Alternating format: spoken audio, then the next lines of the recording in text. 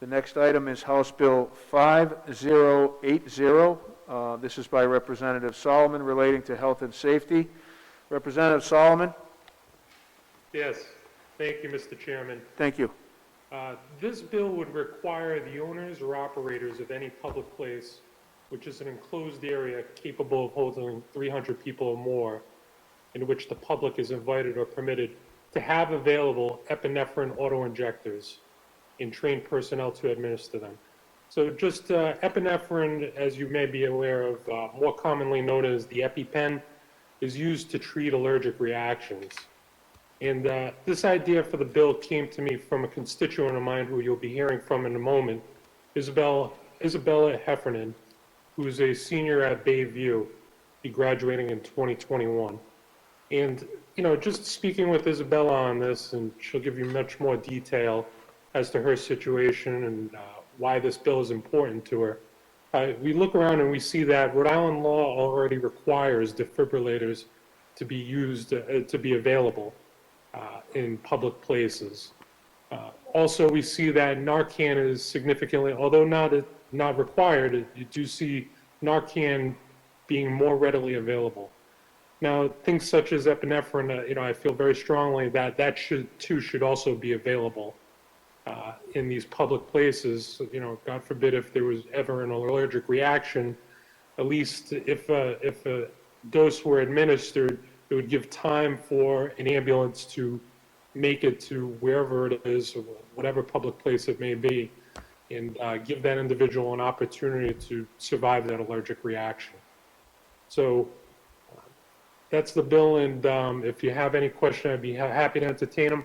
But I believe that Isabella, who will be testifying, would be able to provide a significant amount of information on this bill as well. Thank you, Representative Solomon. We do have, I believe Isabella is online with us, so shortly. I will let you know that there is written testimony from Sarah Bratko in opposition. Sarah is from the Rhode Island hospitality industry. You all should have received that by email. There is also support for the bill from a Jordan Goyette, who has also submitted written testimony via email. And when we're ready for Isabella, if you'll just let us know, Chris. Is there anybody on the committee that has a question for Representative Solomon first? If not, we'll go right to Isabella's testimony and then we'll hold. Would you want to wait? I do, Mr. Chairman. Speakman? Yes, Representative Speakman. Thank you. Chairman Solomon, I see that you define a public place as a facility that can hold 300 or more people. That seems big. I'm not sure how many public facilities are in fact that big, including laundromats and bars and restaurants. So why 300? So the reason why we used the 300 is we mirrored the definition for the automated. So Rhode Island General Law 23-6.5 regarding automated external defibrillators required at public places. They define public place very similarly. And in fact, it actually may be the same exact definition of 300 people or more. So that's the reason why we wanted to mirror that. But I would be open to reducing that number to a lower number. But we wanted to keep it pretty consistent with what the defibrillator law would be. And that makes sense, of course, but I'd be interested in what the data show about how often EpiPens are needed and in what kinds of facilities. Again, it strikes me that many restaurants where you often have allergic reactions, I think, are smaller, have less capacity than 300.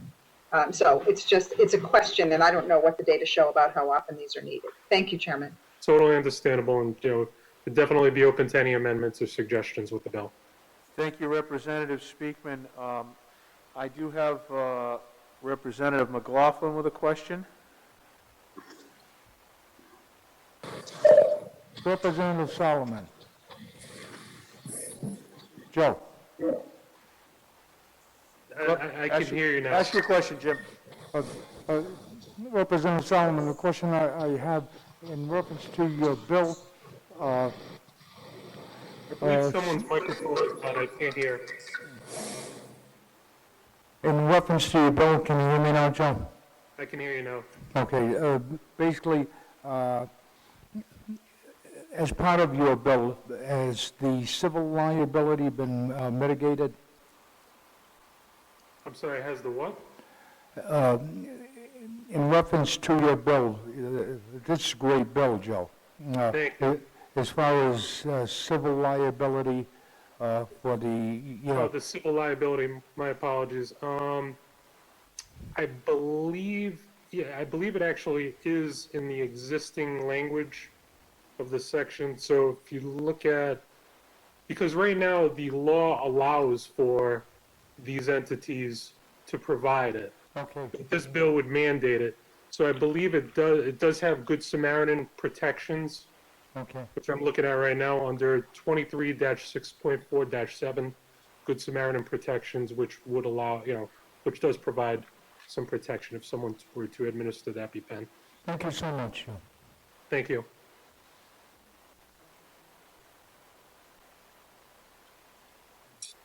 I have a question, Chairman. It's Rep. Donovan. Go ahead, Rep. Donovan. I can't hear you. Go ahead, Representative Donovan, you're on. Okay, thank you. So these public spaces, do they include, do you mean in one big room or do you just mean a public building? I don't have the bill in front of me. Any building open to the public, which the public is freely. So the way it defines it is an enclosed area capable of holding 300 people or more, into which the public is invited or in which the public is permitted, including but not limited to banks, bars, educational facilities, healthcare facilities, laundromats, public transportation facilities, reception areas, restaurants, retail food production, and marketing establishments, retail service establishments, retail stores, shopping malls, sports arenas, government offices, theaters, and waiting rooms. Okay, so that would include a gymnasium, more so to speak, so, correct? I would say so. Okay, because I worked in a gymnasium and we had a defibrillator. So the EpiPen would be there somewhere. And who would be able to use that EpiPen on a person who needed it? Do we know? Do we know that? So we do put in there that the director of health is authorized to promulgate rules or regulations to implement training requirements in section. So it would require that an employee, agent, or other individual must complete a training program prior to providing or administering. So I would suspect that that the employees would all be trained on this, maybe in a room. Okay, all right. And I guess I understand now. So, but somebody would be designated in the building at that time that could use it. Okay, thank you. Thank you, Representative Donovan. We now have Representative Biah, please.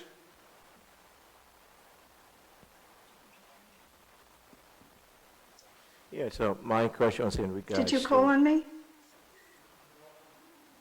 So I basically had the same question as Rep. Donovan, which you have answered, but I have to agree with Representative Speakman. I think you're going to find the majority of spaces that are probably going to need this to be much smaller than that, especially restaurants. And now with the increase in childhood allergies and problems and such, I think it's really prudent to have something like this in a school or in like you said, in a restaurant, but in a smaller space than 300. So, thank you. Thank you. Absolutely. The bill is in the committee's hands. If you feel so fit to amend it, I would not be opposed to reducing that number. Thank you. Okay, next we have Representative Biah, please. Well, basically, I think my two Can I speak? rep just I can't hear the chairman. I don't know where he is. yeah, allocated that. My concern was I would like to know, and Representative Speakman mentioned it, I'd like to get the Excuse data me. on how often Rep. these Morgan? kinds of situations occur. Are we planning for an eventuality that almost never happens? Because I think most of the time, people who have extreme allergies already carry an EpiPen with them. I also did read Sarah Bracco's letter, and she was saying that the cost of this could be prohibitive to a lot of small businesses who you would be forcing to buy this, particularly since the EpiPen expires. I mean, it's not like you put it on the wall like a defibrillator and it's there forever. This would have to be constantly Defibrillator expires maintained. every 10 years. And you'd have to, as staff turns over, you'd have to constantly be training. So you're adding a cost onto small business. And without the data that tells us that this is, that this is needed, that this is, occurs often, or at least in a reasonable amount of instances, we're putting a cost on small businesses that we already put enough costs on small businesses to operate in Rhode Island. Representative Morgan, I would agree that there is a cost to it, but there's also a cost when someone does have an allergic reaction. Say, if, for example, someone's at a sporting event and is served peanuts and has an allergic reaction and probably wasn't notified, there could be a civil suit on that against the arena, or, so there are other costs associated with it that could be deferred. But, I'd absolutely be interested in looking at the data as well. I believe my constituent can give you more insight from a different perspective that would be insightful to all of us. Yeah, I would like to see the data because I don't think we know how big of a problem or how little a problem it is. And I think that that's really important for us to have. And also, as regards to the civil liability, I don't see it in this bill at all that there would be liability protections. If that EpiPen just happens to be expired, now we're adding another cost, another liability on the small businesses. They're already struggling. Representative Morgan, if you look at, this bill only amends certain sections of the chapter. If you look at the rest of the chapter, it does have it in there. So I'd recommend if you look at Title 23, 6.4, and then you look at the rest of the sections amongst it. Okay, yeah, I was just looking at the bill that you put in. Thank you. Okay, thank you, Representative Morgan. If everyone will just take a moment, I'm trying to recognize everybody. You folks that are on the virtual side, you can't see all the time what's going on here in the office, here at the State House. So I'm trying to manage both things. If you'll just be patient, I will recognize you. I will get a notice that you are wanting to be recognized. Everyone will get a chance to speak. Did we lose the chairman? I'm sorry? I don't hear him at all. I don't hear him either. Okay, everybody stand by. Chairman, we do not hear you at all. Thank you. I'm aware. Hold on one moment.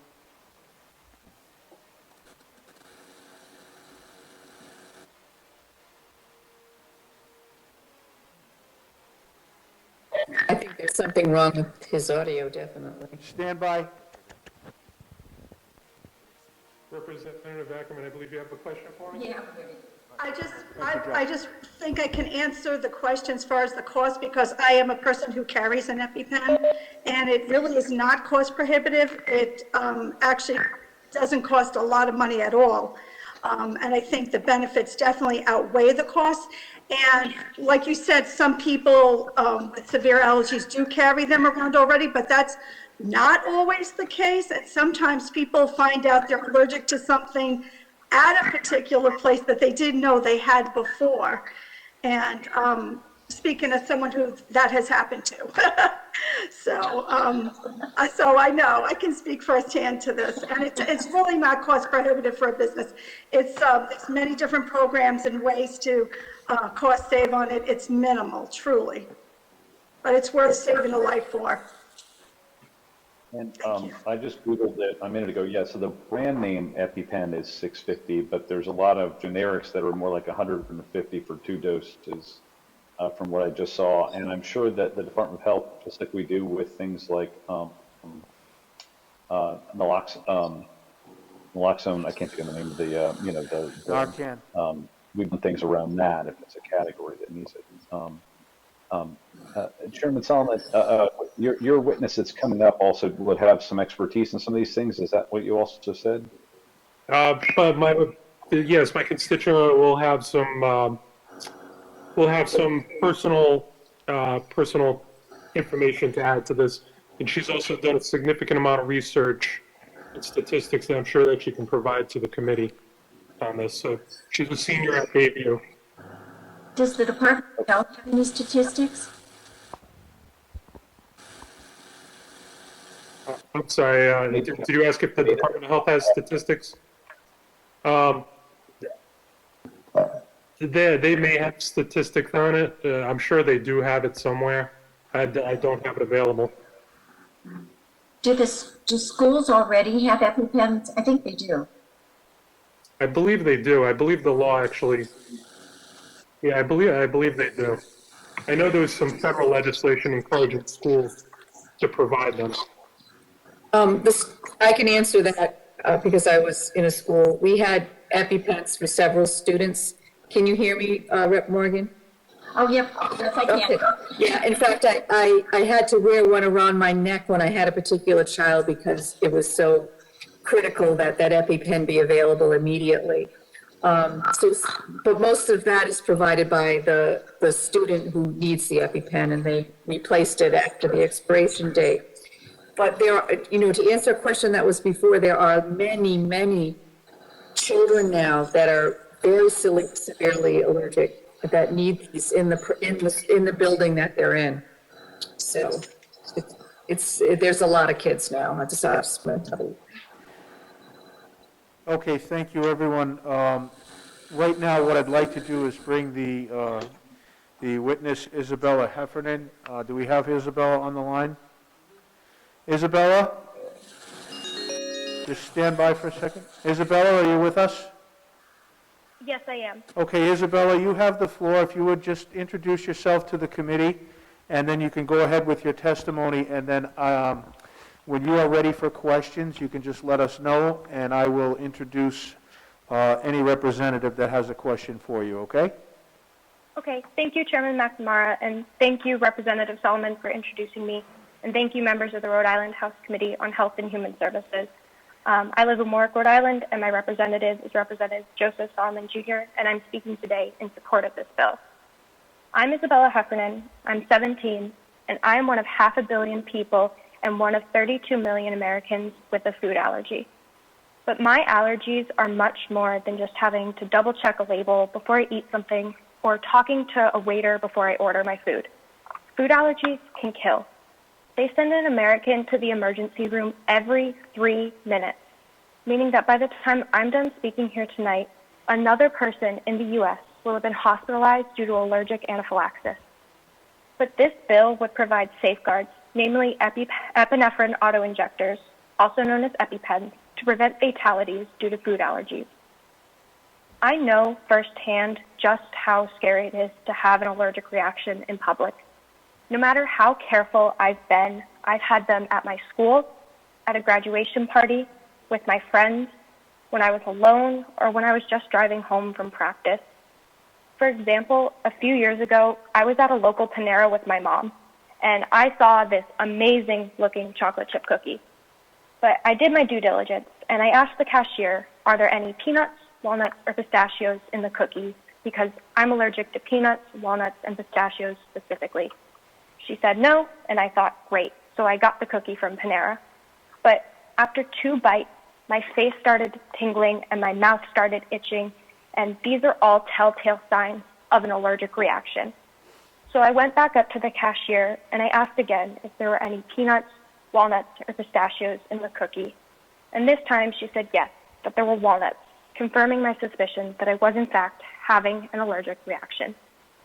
And thankfully, at that time, I was equipped with antihistamines and an EpiPen, but I still live in fear, as do many of my friends.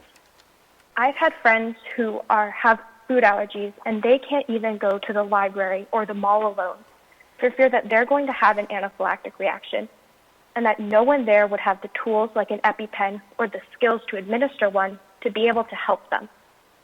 And no matter how careful a person with food allergies is, how many times they double-check the label, all it takes is a tiny bit of cross-contamination or wrong information to send them to the emergency department.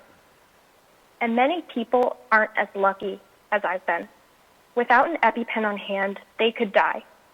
But this bill would provide the necessary safety and security to keep Rhode Islanders with allergies safe by giving them on-site care that often can't wait until an ambulance comes.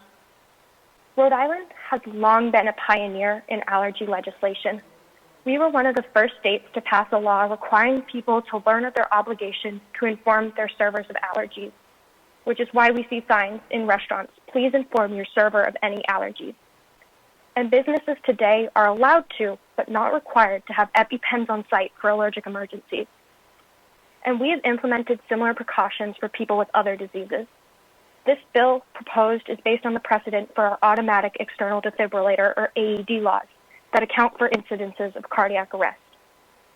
By taking this next step, we would be able to provide safety and security to every Rhode Islander, not just those with a diagnosed food allergy. Food allergies can often go undetected until suddenly a person has an anaphylactic reaction. In fact, over 25% of school-age children with anaphylactic reactions reported that neither they nor their parents knew they were allergic before the incident. And allergies can develop at any time in a person's life. Whether you're 7 or 17 or 70, an allergy can just suddenly develop, as scary as that seems. And allergic reactions are not just an incident of unpreparedness. But by ensuring that the public places capable of holding 300 or more people have EpiPens on site in Rhode Island, as well as trained staff, we can become more prepared as a state and provide optimal and equitable protection for people with food allergies. Thank you. Thank you very much, Isabella. Now, I'm sure there's going to be a few questions. If all the committee members would please be patient. It takes a few moments. This is what I was trying to explain when we lost the audio. It takes a few moments for us to understand that you want to be recognized. I will get to everybody, and everybody will have a chance to speak, trying to manage both the virtual and the live people here at the State House. So if anybody does have a question for our guest, you would please be recognized now. If you can just raise your hands, please, if you're going to have a question. Okay, we'll go with Representative Handy first. Go ahead, Representative Handy. Thank you, Mr. Chairman. One of the comments that Morgan brought up was something, and I also read the letter from the Hospitality Association. And again, Rep. Solomon, feel free to jump in if you feel like you have more to add. But I was curious, what is the risk of using an epinephrine pen when it's not an allergic reaction? I mean, what are the health outcomes? What are the health consequences of that? That sort of thing. That's the main question I had. Thank you, Representative Handy.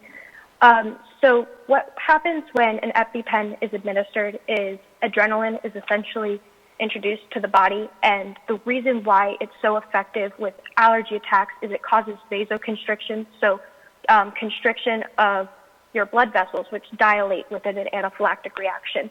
And this prevents anaphylactic shock, so low blood pressure, as well as slows the passage of histamine through the body. And this EpiPens can have some dangers if a person is not having an allergic reaction, specifically if they have specific cardiac diseases that cause issues with passage of blood through the blood vessels. However, compared to the counter of an anaphylactic reaction, it's much safer to, if you believe somebody is having an allergic reaction, to administer an EpiPen than to not. Thank you.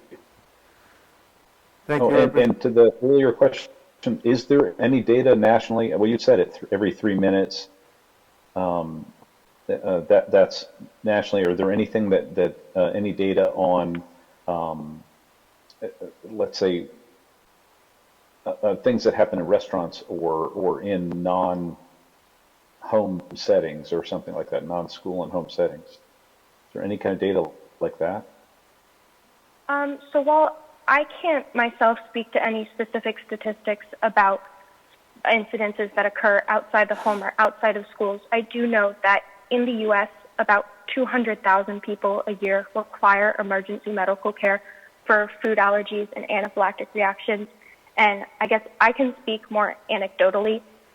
One of the reasons that I was inspired to write and introduce this bill was in my health class sophomore year, we were actually going over food allergies and signs of an allergic reaction. And we had a discussion about a handful of incidences that occurred in Rhode Island in the past 20 years of people who had been in restaurants and had anaphylactic reactions, either because they didn't know what was in the food or there was cross-contamination. And while I cannot speak to the statistics, I do know that food allergies are very common and many people every year do require emergency services. Thank you, Representative Handy. Is there anyone else who would like to be recognized?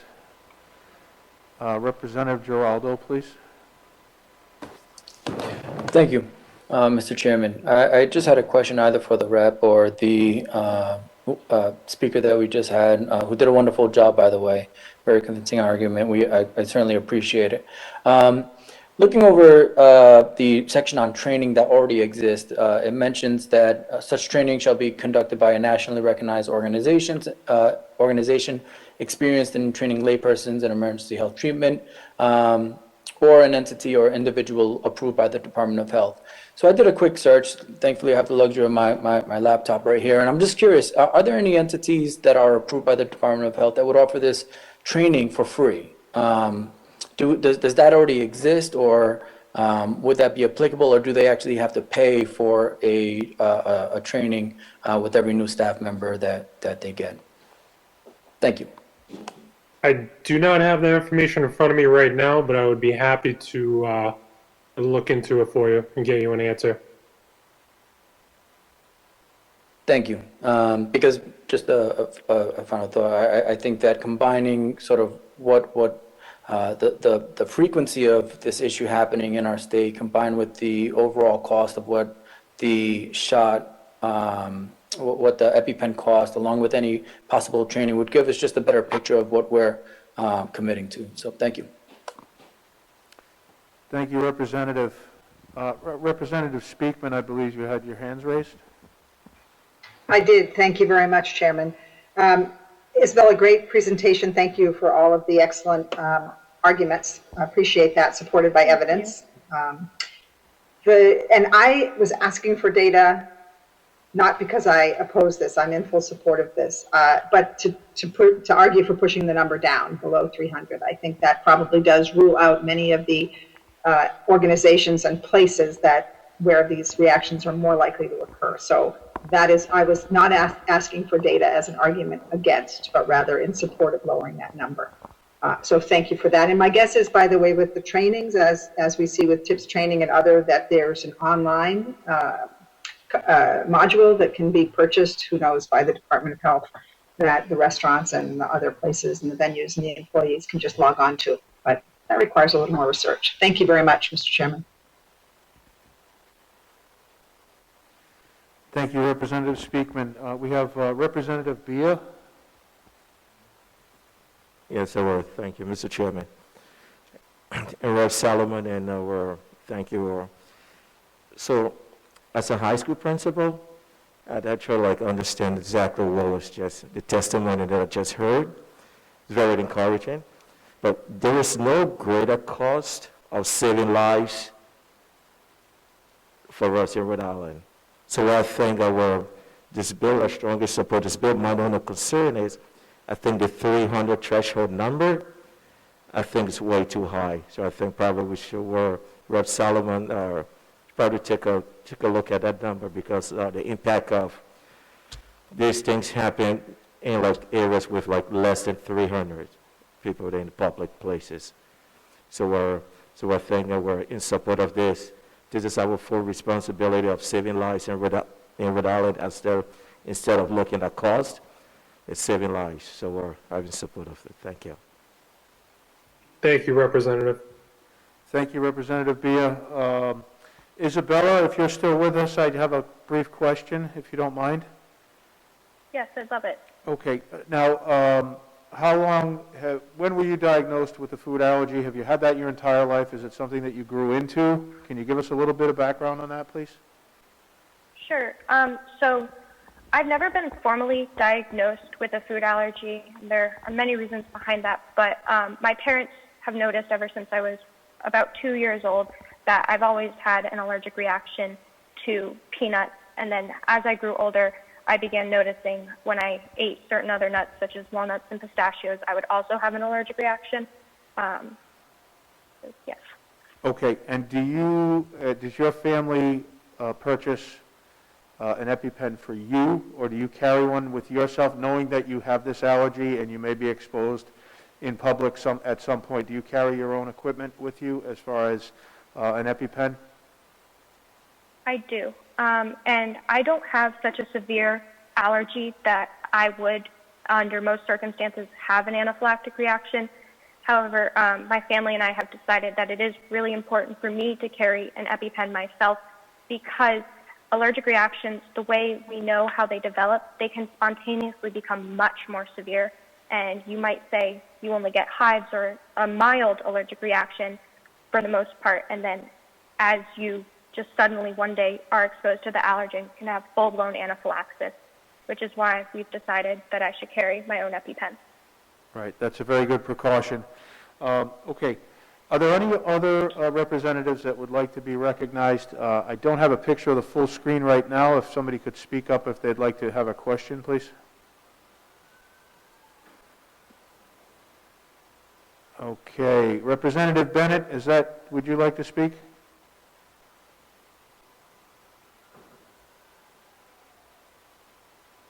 Okay, Representative Bennett, are you trying to get my attention? Yes, I am, Chairman. Okay, go right ahead, sir. Can you hear me? Yes, sir. I'm the sponsor of the defibrillator bill. And when I first brought out the bill, it was 100 people. You had a venue of 100 or more. It was shot down in the Senate, said it would hurt the small business, which I agreed with. And I think I brought it up to 250. That still wasn't good enough.